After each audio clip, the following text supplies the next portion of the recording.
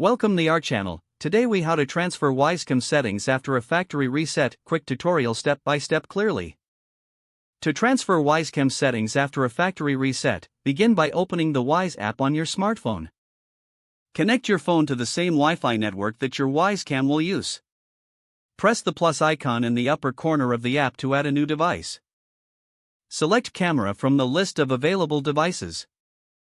Choose your specific Wyze Cam model from the options provided. Follow the on-screen instructions to power up your Wyze Cam. Wait for the camera to begin the setup process, indicated by a voice prompt. When prompted, press the setup button on the camera until you hear the setup sound. Enter your Wi-Fi password when prompted in the app.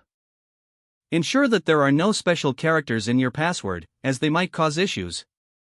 The app will now attempt to connect to your Wyze Cam. Once connected, you will have the option to restore previous settings if they are saved in the cloud. Select the option to restore settings if available. If your settings are not saved, you will need to configure your Wyze Cam manually. Set your desired camera name, detection settings, and notification preferences. Adjust any specific settings such as motion detection zones or sensitivity. Once you've finished setting up the camera, tap on the Save button to apply your changes. You can now view the live feed from your Wyze Cam in the app.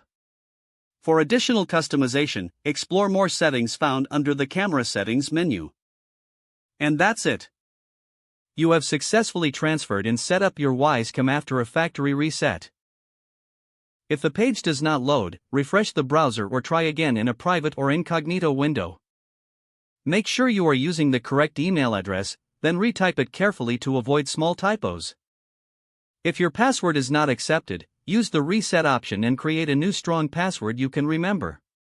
Check your spam folder for verification or security emails, then complete any requested confirmation steps.